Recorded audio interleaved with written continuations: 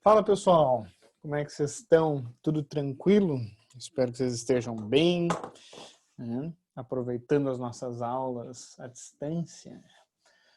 Hoje a gente vai falar sobre, pelo o título também meio óbvio, né? Resposta de primeira ordem, que é a resposta que os polos simples originam, né? Vocês vão ver aí durante a empreitada no controle de vocês, no controle, que a gente normalmente diz que o sistema tem uma resposta de primeira ordem ou uma resposta de segunda ordem, e existem também sistemas que não têm propriamente nenhuma resposta de primeira e nenhuma resposta de segunda ordem. A gente vai ver nessa disciplina, inclusive, quando que eu posso ou não posso considerar uma coisa ou outra, né? Se o sistema tem resposta de primeira ou de segunda ordem, enfim. Eu não gosto muito dessa definição, tá? Mas, de fato, existem alguns sistemas que têm uma clara resposta de primeira ordem, que é a mesma resposta que um sistema com um polo simples apresenta. E tem alguns sistemas que têm uma resposta claramente de segunda ordem, que é a resposta que sistemas que têm apenas polos complexos possuem. Tá? Alguns sistemas, como eu expliquei agora há pouco, não caem nem numa resposta de primeira, nem numa resposta de segunda, justo porque a resposta é uma mistureba braba de primeira com segunda ordem, tá? Então eu gosto para tirar, né, digamos assim, o que é primeiro, o que é segunda ordem, né? Que a resposta de primeira ordem é uma resposta que um sistema de polo real simples produz, tá? E a resposta de segunda ordem é uma resposta que um sistema com polos complexos, tem dois polos, né, produz. Tá? Depois que a gente entender bem o que é a resposta de primeira, o que é a resposta de segunda ordem, a gente vai ver o que acontece quando eu tenho meio que uma mistura entre essas coisas. E mais, a gente vai ver o que acontece também quando eu tenho zeros na parada. Tá? Porque a gente vem vendo nas últimas aulas que o polo denota uma afinidade do sistema a uma certa frequência, e essa afinidade é tanta que o sistema produz essa frequência na saída. Porém, os zeros eles também influenciam na forma da saída, não propriamente na dinâmica, a não ser quando tem cancelamentos, tá?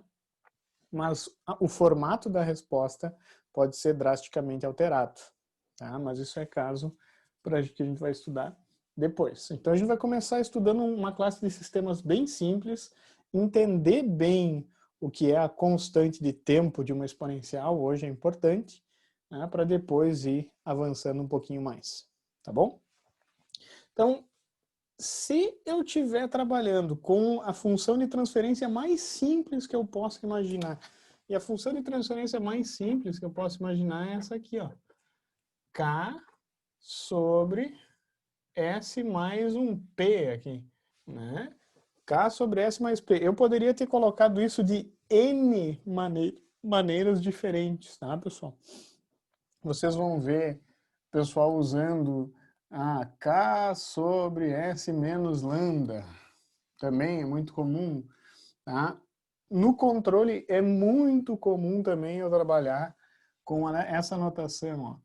1 sobre S vezes tal mais 1, né? Ou até mesmo K ou A, qualquer número ali em cima. Então existem várias formas básicas para denotar uma função de primeiro grau, tá? Que tenha um polo apenas.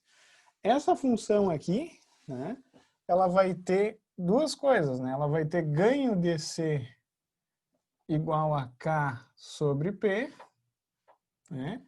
E vai ter também um polo em menos P. Essa forma é muito útil muitas vezes, tá? Por que é muito útil trabalhar com essa formuleta aqui para estudar sistemas de primeira ordem? Porque esse carinha aqui tem sempre ganho DC unitário. O ganho DC desse carinha, lembrem-se o que é o ganho DC, né? O ganho DC vai ser o ganho que o sistema tem para sinais constantes, tá? Pensando também, né, no regime permanente, principalmente. Com o ganho DC, eu posso inferir rapidamente para onde o meu sistema vai tender, dado que a entrada é uma constante.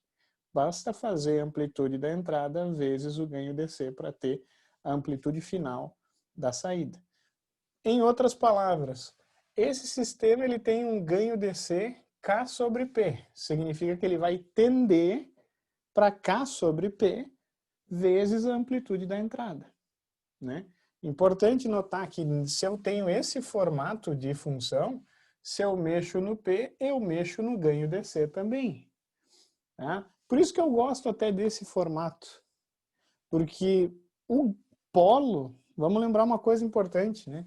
O polo, ele é literalmente o valor que faz a função de transferência tender para infinito. Se o meu polo estiver próximo do eixo imaginário, né, eu vou ter um sistema que tem um ganho muito alto para frequências nessa redondeza. Né? E o sinal constante, a frequência do sinal constante, como a gente já viu na aula passada, é zero. Né? E na 0T eu faço uma constante. Né? Então fica meio atrelado a esse comportamento do polo, o ganho DC ser K sobre P. Né? Quanto mais próximo de zero o polo estiver, maior vai ser o ganho DC do meu sistema. Tá? Muito cuidado para não se confundir. O ganho DC não é o valor que multiplica toda a função. Muita gente se confunde. Por exemplo, se eu tenho esse G de S aqui, só para lembrar da aula passada, que é 10 que multiplica S mais 2 sobre S mais 4. O pessoal vai olhar e vai falar assim, o ganho DC é 10 desse sistema aí, negativo. Tá? O ganho desse sistema, que é o G de 0, vai ser 10 vezes 0 mais 2, dividido por 0 mais 4. Isso aqui é 5. Tá? Então, o ganho DC eu tenho que fazer G de 0. Né? Sendo que G é a função de transferência. Então, cuidado com isso. Tá? Então, só uma lembrança. Tá? O que acontece com esse sisteminha aqui se eu aplico uma entrada degrau unitário? Por que a gente prefere optar pelo degrau e não pelo impulso ou outro sinal? Porque o degrau ele se assemelha muito a um sinal que eu consigo fazer na prática, né? É literalmente um interruptor ligando. Né? Então eu consigo chegar próximo do comportamento do degrau, coisa que eu não consigo para o impulso. Tá? Então o degrau ele é a ferramenta mais fácil para eu visualizar, na prática inclusive, a dinâmica do sistema. Porque se eu dou o degrau, né, o sistema ele vai responder e eu vou conseguir visualizar a dinâmica dele facilmente. Por exemplo, se o sistema tem uma resposta impulsiva assim, a resposta ao degrau desse sistema é assim. Até se eu quiser a resposta impulsiva, basta que eu derive a resposta ao degrau.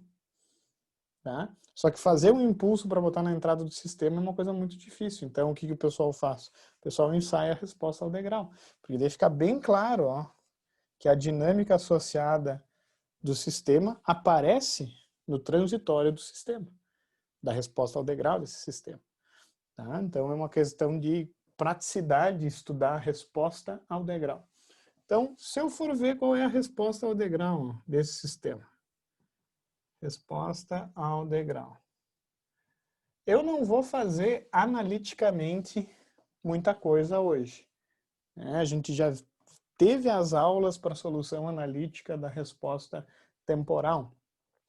Eu quero que vocês entendam o que está acontecendo quando eu mexo nesse polo, por exemplo. Tá?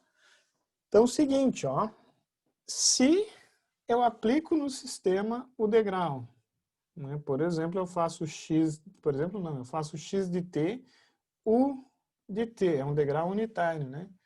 Vocês sabem que x de s é 1 sobre s. E a resposta desse sistema y de t vai ser 1 sobre S, que é a entrada, vezes a função de transferência que a gente assumiu para estudar, que é K sobre S mais P. Né?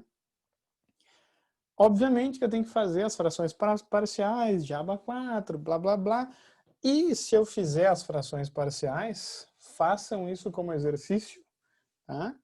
Eu vou chegar aqui, vai ser K sobre P sobre S, menos K sobre P sobre S mais P. Eu falei, eu não vou fazer nada analiticamente, eu não vou deduzir hoje. Acreditem, né? Depois exercitem em casa para encontrar as frações A e B que vão ter o mesmo valor, né? Só que uma vai ser negativa. Tá? E o A, é claro que é K sobre P, porque é o ganho DC, que multiplica o degrau. Né? A gente falou na aula passada, inclusive, né? Quando eu estava explicando o conceito de ganho DC, que o ganho DC basicamente vai me dar a resposta forçada, o coeficiente aqui da resposta forçada para essa entrada constante. Né? No tempo, esse sinal vai ser K sobre P vezes U de T mais menos K sobre P e na menos P vezes T. Tá? Então, se eu isolo, inclusive, o K sobre P, eu fico com K sobre P, que é o ganho DC, 1 menos E na menos PT, vezes U de T. Perceba uma coisa importante, ó. Esse carinha aqui, ó, esse modo, ele vem da localização do polo. E esse modo aqui, ele vem da entrada. E um detalhe, esse modo é E na 0t. E na 0t não é 1?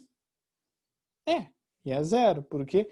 Porque a entrada, a frequência da entrada é 0, S valendo 0, pensando em Laplace, né? Mas o que eu quero que vocês atentem é o seguinte, ó. Esse termo aqui é uma exponencial, né? E na menos P vezes T. E sempre vai ser. Né? Para um polo simples, sem zeros, para essa função aqui, eu sempre vou ter a exponencial E na menos PT. Onde é menos P a localização do polo. Ó. Então, esse expoente, ele sempre é a localização do polo simples.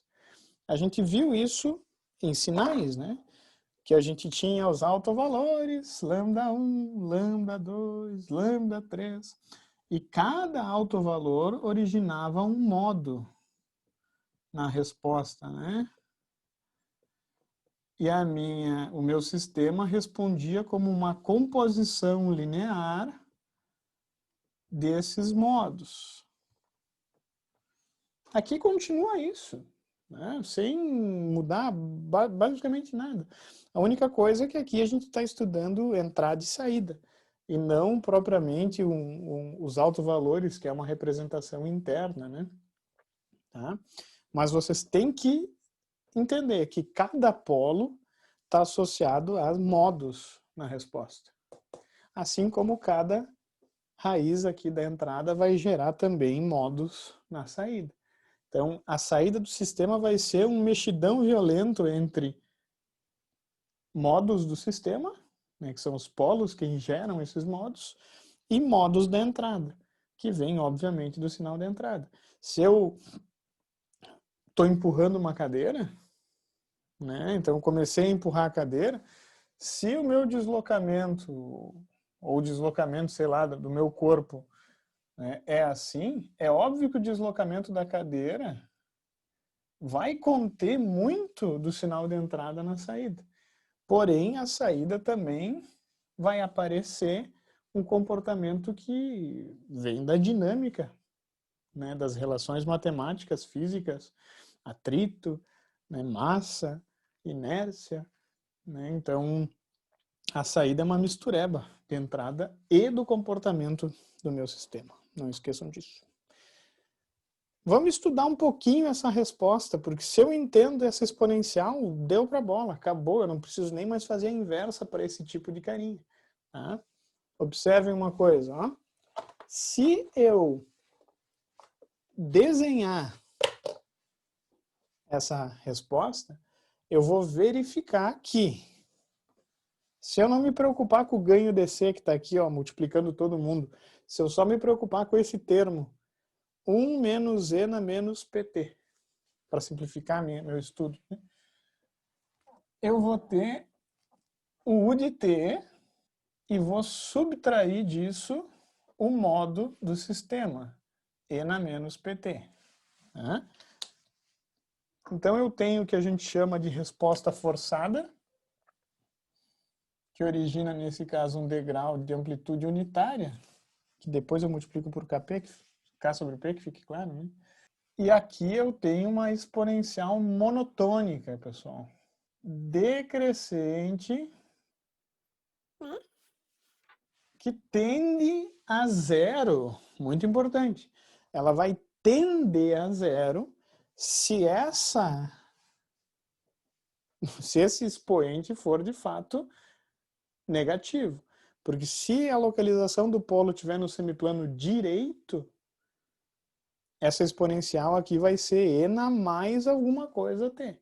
Então tem que tomar muito cuidado, porque esse comportamento que eu estou desenhando assume que o polo está no semiplano esquerdo, está no eixo negativo, aqui onde eu desenhei ele, inclusive, no início. Tá? Se o sistema tem polos no semiplano direito, o sistema ele é instável. Por quê? Porque essa exponencial, ao invés de diminuir, ela vai crescer. E a resposta do sistema vai divergir. Né? Ele não vai ter propriamente um regime permanente. Porque a resposta forçada vai estar somada com uma coisa que cresce. Então, uma resposta vai crescer, não tem como fugir disso. Né? O fato é, se eu vejo, a resposta forçada não tem... é uma constante. Né? De fato, o que pode mudar aqui é essa exponencial.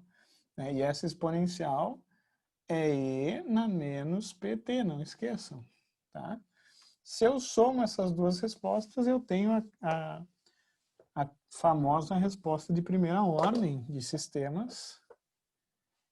Porque o que acontece? Ó? Se eu faço isso menos isso, a saída começa em zero. E se eu fizer ponto a ponto essa subtração, eu vou verificar que o sistema tem esse comportamento. Ó. Então aqui é a saída. Esse sinal aqui é E na menos PT e aqui é U de T. Obviamente que esse valor aqui, pessoal, é de fato o ganho DC do sistema, vezes a amplitude da entrada. Tá? Que nesse estudo, óbvio que é K sobre P. Tá? Mas não tentem decorar uma fórmula, não tentem decorar uma fórmula. Pensem no conceito por trás do ganho DC. E daí vocês não vão errar. Porque eu posso dizer que a amplitude não é unitária, que a amplitude é 100. Então o sistema vai tender para 100 vezes o ganho DC, ponto final. Tá? O conceito do ganho DC pode ser levado para equações muito mais complexas que essa aqui. Tá? O que eu quero que vocês entendam é o seguinte, ó. As exponenciais monotônicas, eu acabei nem explicando o que é a exponencial monotônica, né? Uma função monótona é aquela função que, nesse caso, cada amplitude, se eu verificar, né, para tempo crescendo, a amplitude só diminui para tempo positivo, né? Então, se o tempo cresce, cada amplitude sucessivamente vai ser menor que a outra. Se a função tem esse comportamento, ela é conhecida como monótona, né? E a gente chama aqui em análise de sistemas de exponencial monotônica decrescente, nesse caso. Tá? Se eu tenho polos no semiplano direito, reais, isso vai produzir uma exponencial monotônica crescente. Né? Mas, enfim. O que vocês têm que entender aqui? Existe um conceito que é conhecido como constante de tempo da exponencial monotônica, pessoal. Que ela me diz o seguinte: se eu tiver um pulso da mesma amplitude, tá? Se eu tiver um pulso com a mesma amplitude da exponencial, em qual tempo esse pulso, em qual tempo, que eu chamei de tal, esse pulso vai ter a mesma área da exponencial? Né? Então esse conceito é um conceito engraçado, né? Não digo engraçado, mas é um conceito que até faz sentido, né? Porque daí eu pego uma função que não é uma constante e meio que penso assim, tá, se fosse uma constante, quanto tempo duraria? Né? Então, o conceito da constante de tempo de uma exponencial está associado exatamente a esse pensamento. Tá? Que, obviamente, eu vou ter que resolver isso mediante uma integral. Tá? Eu não vou deduzir isso, o LAT deduz isso num tópico especial, tá? Que é uma dedução de meia página, é uma integral. Né? Eu vou igualar a área do triângulo aqui à área da exponencial, que eu tenho que fazer uma integral. Um triângulo, não, né? A área do retângulo, eu igualo a área da exponencial. E daí a gente vê que o tal, e isso é uma conclusão interessante, o tal vai ser exatamente o inverso do recíproco do expoente, ou seja, menos 1 sobre P. Tá? Menos 1 sobre menos P, né? Que é 1 sobre P, desculpa. Né? Então, se o expoente é menos 2, por exemplo, né, a constante de tempo vai ser 1/2. Se o expoente for menos 20, a constante de tempo é 1/20. Perceberam? E faz todo sentido, porque quanto mais lenta a exponencial, maior vai ser o pulso, né? Porque ela vai acumular uma área maior. Tá? Então, a constante de tempo de qualquer exponencial monotônica é o inverso do recíproco da localização do polo. Então, até vou colocar aqui, exemplo. Polo em menos 4. Daí a constante de tempo tal vai ser menos 1 sobre menos 4, que é igual a 1/4.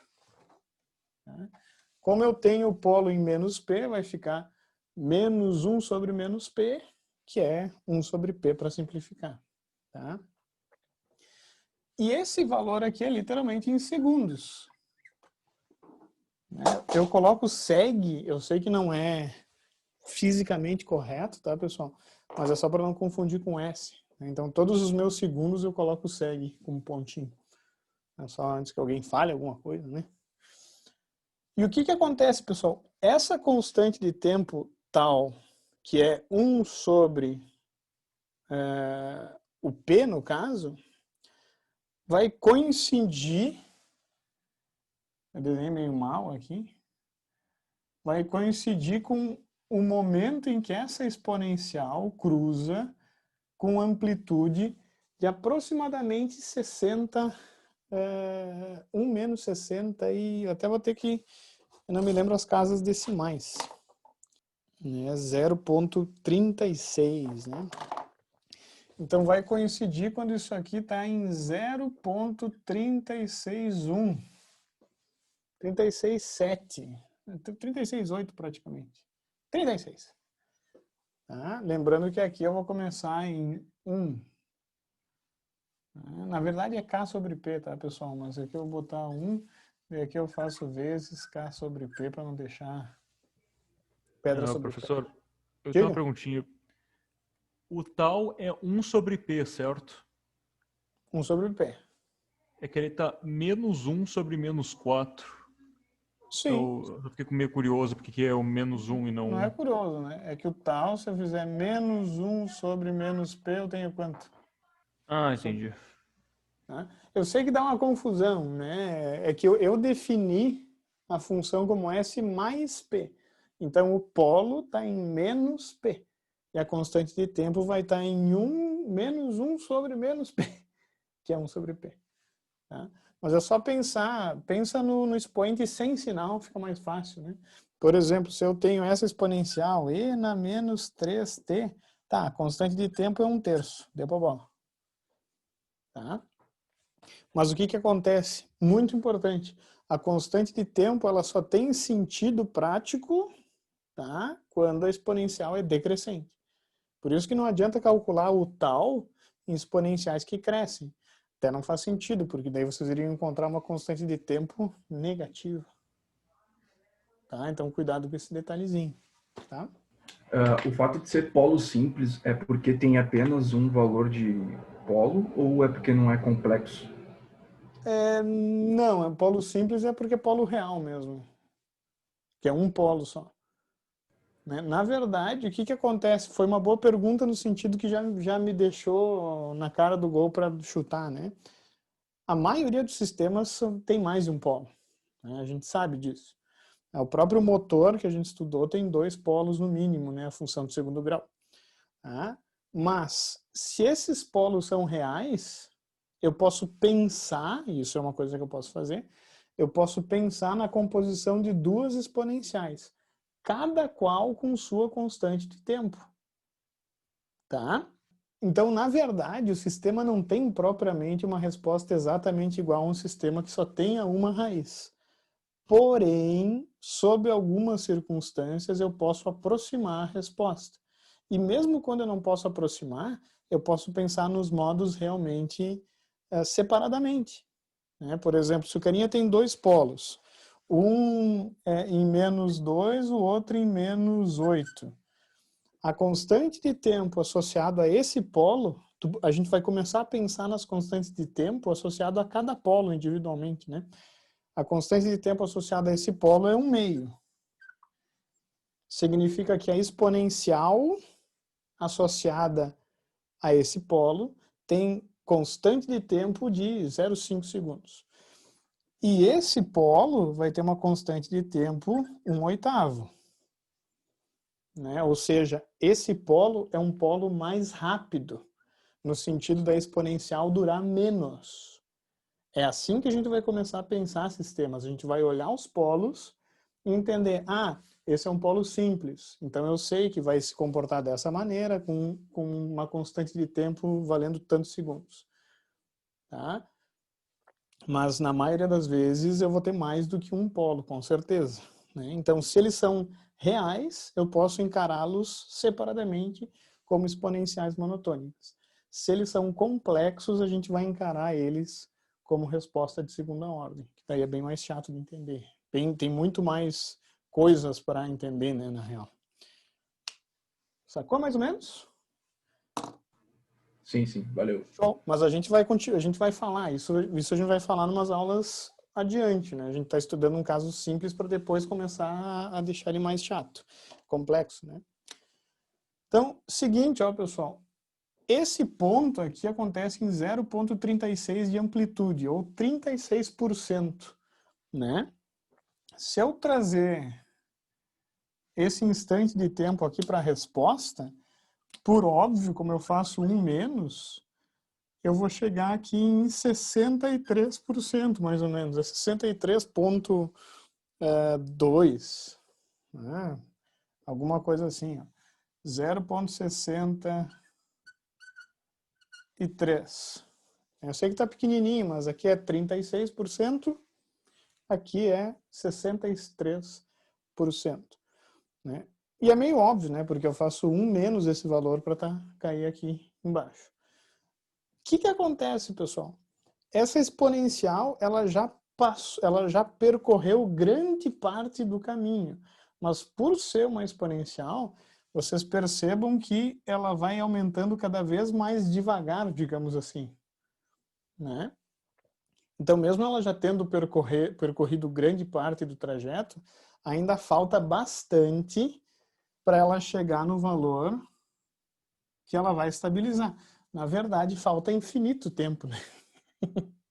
Porque nunca essa função chega no valor k sobre p. Na verdade, só se eu fizer tempo tendendo a infinito. Tá? Então, a gente tem que estabelecer um critério de parada, que eu olhe a resposta e fale, tá, já chegou no valor que eu tenho que chegar, já estabilizou, porque a diferença vai ser tão minúscula que, né? Mas matematicamente essa função aqui, ela nunca chega em k sobre p, porque esse carinha aqui nunca vai zerar matematicamente, né? Só para tempo tendendo a infinito. E a condição que a gente assume é um múltiplo de constantes de tempo, né? Então, uma constante de tempo, eu caio em 63% da resposta. E um detalhe importante, se eu substituir a constante de tempo na exponencial, ó, eu vou ter e na menos p vezes 1 sobre p, substituir o t por tal, isso aqui eu caio em e na menos 1. Se eu usar duas constantes de tempo, eu tenho e na menos p vezes 2 sobre p, que isso é e na menos 2. E na menos p vezes 3 sobre p, isso é igual a e na menos 3. E assim por diante. Tá? Então eu tenho uma constante de tempo, duas constantes de tempo, 3 e 4 constantes de tempo. Pessoal, 4 constantes de tempo, eu acho que todo mundo concorda que eu vou estar bem próximo, ou próximo o suficiente para dizer que meu sistema estabilizou. Daqui ele não vai passar, digamos assim. Então, tal, 2, tal, 3, tal, 4, tal. E se eu calcular aonde que o sistema vai estar em 4 constantes de tempo, é só fazer e na menos 4. Então, eu vou colocar 4 menos e exponencial. Isso vai dar, pessoal, e na menos 4 dá 1,83 vezes 10 na menos 2, que é 0,01, né? Então, nesse valor aqui, o sistema vai estar em 1 menos 0,018 K sobre P. Ou seja, está a 98% do valor de regime.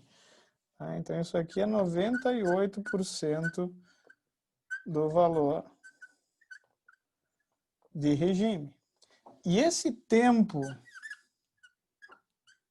que eu vou falar assim, tá bom, deu para a bola, estabilizou, o sistema estabilizou, terminou, né? É conhecido como tempo de estabilização. Tempo de estabilização ou tempo de acomodação. Tá? Que é o tempo que o sistema chega para deu, que ele achou assim, tô de boa, terminei aqui. Tá? E eu vou denotar ele como TS. Né? Stabilization Time ou Settling Time. Tá? E ele é definido, né? Tem bibliografias que definem como 5 constantes de tempo, outras bibliografias, é o que a gente vai usar aqui, definem como 4 constantes de tempo. Tanto faz. Eu vou salientar, pessoal, que eu já vi muitas vezes utilizarem 5 constantes de tempo. Mas já vi muitas vezes utilizarem 4 também. Então é uma coisa realmente dependendo da bibliografia que vocês trabalharem. A gente vai definir aqui como 4 vezes a constante de tempo. Que se eu pensar em localização do polo, isso vai ser igual a 4 sobre... E vou definir de maneira mais correta isso. 4 sobre menos a parte real do polo. Não, ficou horrível, né? Ficou muito pequenininho, eu acho, né? Deixa eu aumentar um pouco. É 4 vezes a constante de tempo. Se quiserem botar em função de P, 4 sobre P, podem. Mas eu vou definir como 4 sobre menos a parte real do polo, pensando já em raiz complexa. Tá? Introjetando isso na mente de vocês, que é 4 sobre menos a parte real daquele polo que eu estou analisando. Por exemplo, pessoal, o tempo de estabilização de um polo que está localizado em -2 é 4 vezes a constante de tempo, que é 1/2. Então, na verdade, é 4 vezes 1/2, que é 2 segundos. Isso é o TS desse polo. Então, aqui, polo, tal, TS. Um polo que está localizado em 8, -8 no caso, tem constante de tempo 1/8 e tem tempo de estabilização 4 sobre -8, 1/2. E vocês têm que encarar o seguinte, ó, pessoal. Esse polo, a exponencial que ele gera, demora 2 segundos para tender a zero. Esse polo, sua exponencial, demora meio segundo. Então, esse polo é um polo mais rápido do que esse polo aqui. Por que que ele é um polo mais rápido, né, pessoal? É meio óbvio, né? Porque a exponencial que ele gera aqui vai ser uma exponencial que decresce muito mais rapidamente. Enquanto que está esse polo, né? Então, um polo que tem uma parte real grande, negativa, mas grande, gera exponenciais que decrescem muito rápido. Tá? Enquanto um polo que está mais perto da origem gera uma exponencial que tem uma constante de tempo muito maior. Tá? Então, o que acontece? Polos bem para lá, quanto mais para a esquerda o polo tiver, mais rapidamente o modo dele tende para zero. Quanto mais próximo do eixo imaginário o polo tiver, né, mais lentamente essa exponencial decresce, consequentemente maior vão ser os tempos de acomodação. Tá? Então, vocês têm que entender que dessa aula, e isso a gente vai usar em outras aulas também, vocês têm que levar isso. Polos rápidos são polos bem para a esquerda. Polos lentos são polos próximos ao eixo imaginário. Né? Quando eu estou comparando polos, né? É muito importante isso. Tá? E tudo isso tem a ver com a envoltória exponencial aqui, com a função monotônica, que vai aparecer também em polos complexos. Essa envoltória aqui, ela está em polos complexos. Por isso que eu defini o tempo de acomodação como 4 sobre o inverso da parte real do polo. Tá? A gente vai trabalhar primeiro com raiz real, depois com raiz complexa. Mas esse é um conceito que vale para todos os polos. Né? Então, lembrem-se, sistemas lentos apresentam polos perto do eixo imaginário. Né? Em compensação, quanto mais para a esquerda eu empurro os polos, mais rápido, né, a resposta do sistema vai ser. Mais rápida essa resposta vai ser.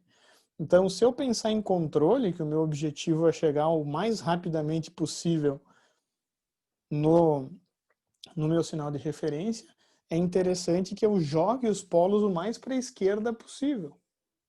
Mas a gente vai ver que eu não consigo fazer isso, pelo menos com a teoria clássica. Eu não posso assim, bota o polo lá.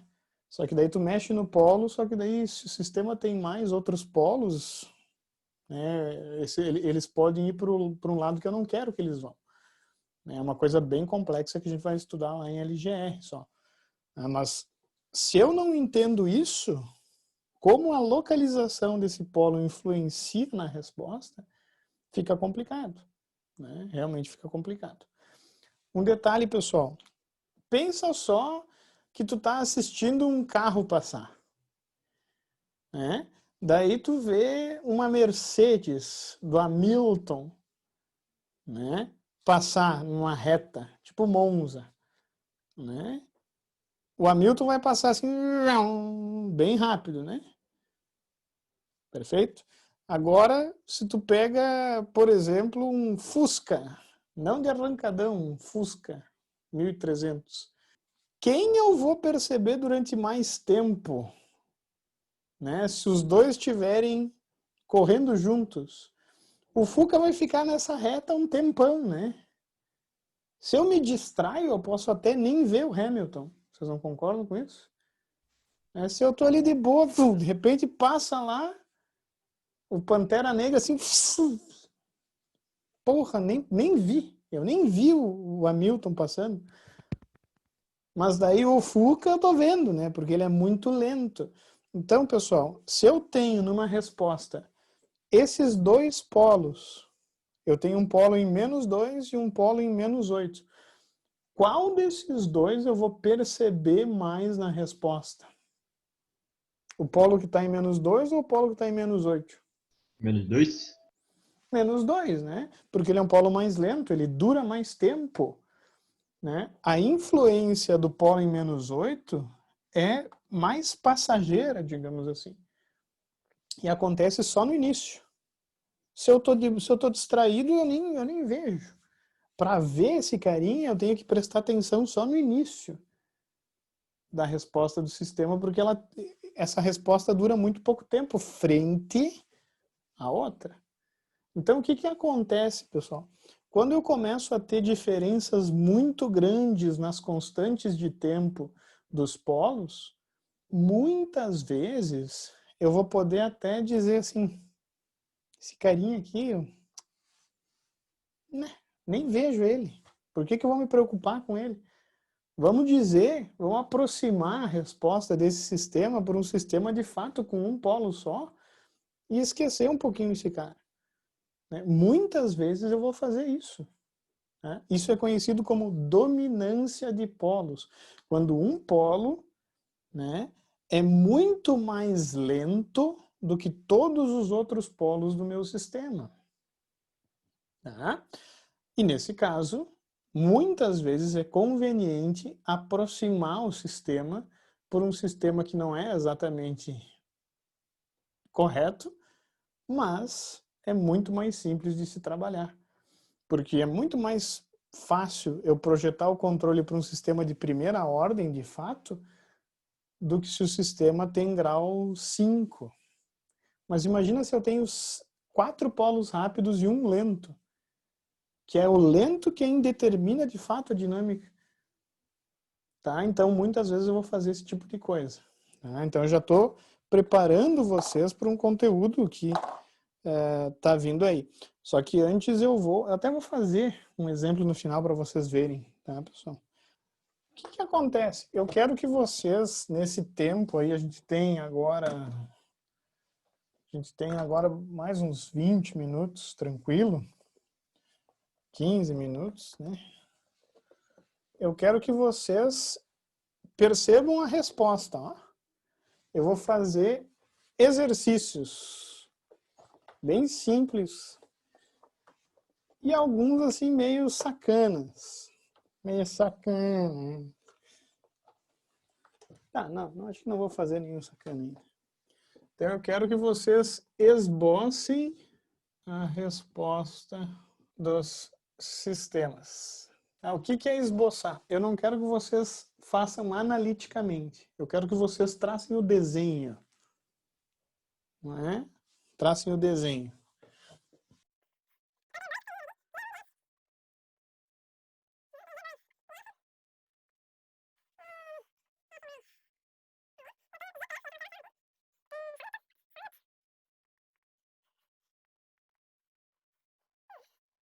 Isso aqui eu vou botar um asterisco.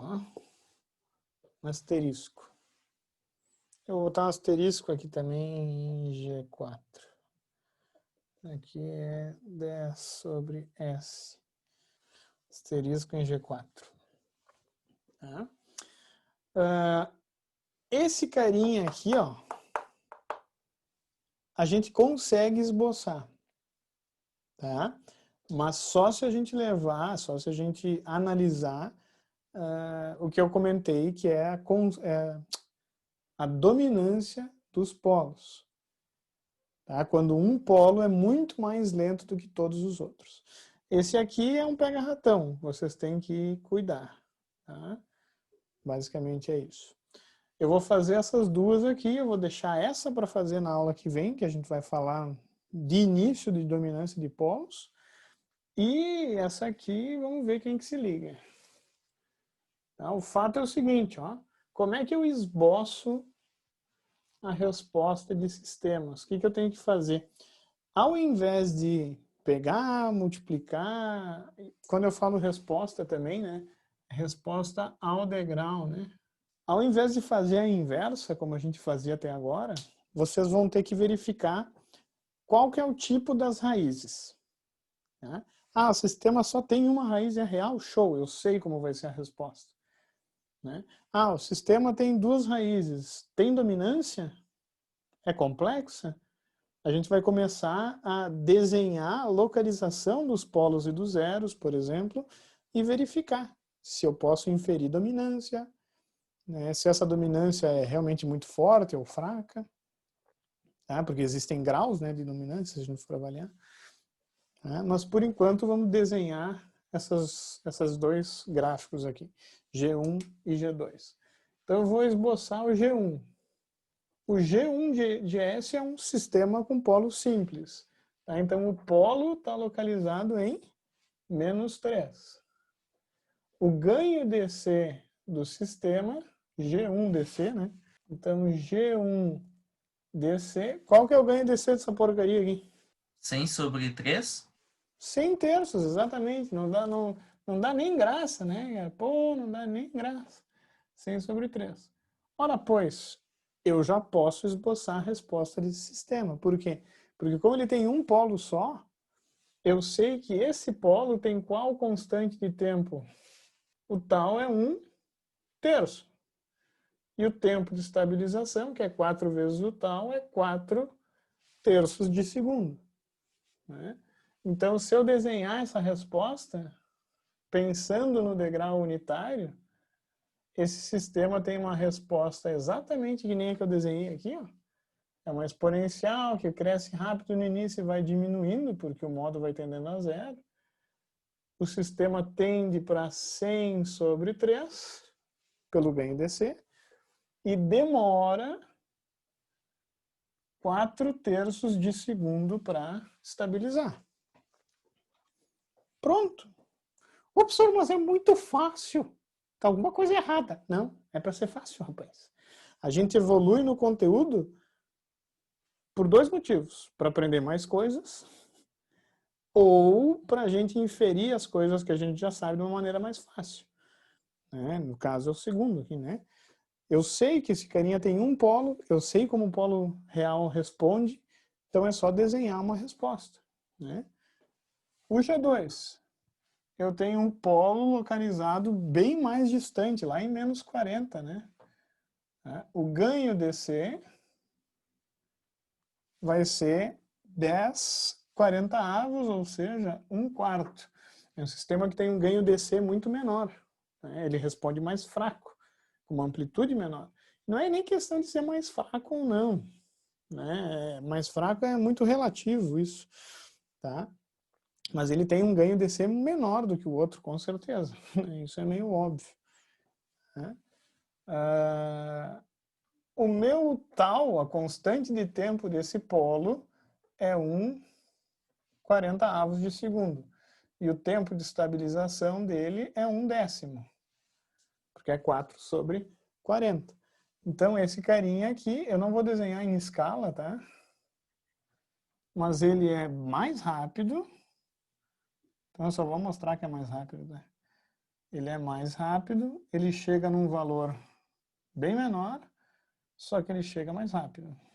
Né? Se eu desenhasse em escala, né, se eu desenhasse nessa mesma escala, obviamente, esse carinha ia ser assim, né? Muito menor do que isso aqui é... Isso aqui é 33, né? Eu nem ia ver ele, né? Então não dá para desenhar em escala. São sistemas diferentes, né, pessoal? Sistemas diferentes. G3 aqui. G3, ó. G3 tem que calcular os polos, né? G3 de S. Polos. Os polos de G3, quem é macaco velho nos polinômios sabe, né? Que a soma tem que dar 21, o produto tem que dar 20, e só pode ser raiz em menos 20 e menos 1, né? Então é menos 1 e menos 20. Quais são as constantes de tempo? 1 segundo e 1 vigésimo. Tempo de estabilização, então aqui está, ó. Tempo de estabilização de cada um dos modos, aqui é 4 segundos e aqui é 2/5. Tá? Esse, pessoal, G3, é um sistema que um modo demora 4 segundos para estabilizar e o outro modo demora 2/5, né, de segundo. 2/5 de segundo é menos do que 10 vezes. Né? Então, eu dificilmente vou ver esse modo na resposta do sistema. Esse sisteminha a gente vai ver e eu vou provar para vocês no MATLAB. Tá? Esse sisteminha G3, ele pode ser aproximado por um outro carinha. Tá? Para fazer a aproximação, eu preciso calcular o ganho DC. Então, o ganho DC do sistema 3 é quanto aqui? 2. Então, na prática, né, eu estou fazendo um exercício sem ter falado para vocês, né, o conteúdo, mas esse é o objetivo. Esse é o objetivo, de fato, fazer uma coisa invertida. O meu G3 de S, que é igual a 40 sobre S ao quadrado mais 21S mais 20, eu posso aproximar ele pela resposta desse infeliz aqui, ó. Tá? E como tema de casa para vocês é, no MATLAB ou no Octave, encontrar a resposta ao degrau desse cara, encontrar a resposta ao degrau desse cara e graficar esses dois gráficos, né? Graficar essas duas respostas, né? A resposta ao degrau desses dois sistemas, para provar que eles são muito próximos. Por quê? Porque esse modo aqui, ó, que é um polo rápido, esse carinha aqui, ele é assim, ó. Eu tenho um polo em menos 1 e o outro lá nos Cafundó do Brejo, em menos 20, né? Esse carinha aqui, ele pode ser desconsiderado a dinâmica dele, embora ele entre na composição do ganho DC, claro. Tá? Mas daí eu compensei para as duas funções ter o mesmo ganho DC, perceberam? Mantive só um polo, mas daí mudei o numerador para as funções ter o mesmo ganho DC. Tá? Então, o tema de casa é estudar primeiro dominância, que isso tem nas apostilas, né? E, como eu falei, obter a resposta ao degrau desses dois carinhas aqui e comparar elas no MATLAB. Isso aqui dá para fazer em 5 linhas de código. Tá? Basicamente é isso. A aula que vem vai ficar um pouco mais complicada, porque eu vou definir o conceito de dominância de polos para vocês, para aproveitar esse exercício. E a gente vai começar a falar sobre raízes complexas, sistemas que têm raízes de segunda ordem, resposta de segunda ordem, que é um passo bem maior para a gente entender. Tá? Esse carinha aqui eu vou deixar para explicar na aula que vem. Eu quero que vocês pensem o que vai acontecer. Tá bom? Aquele abraço, pessoal. Fiquem bem. Show!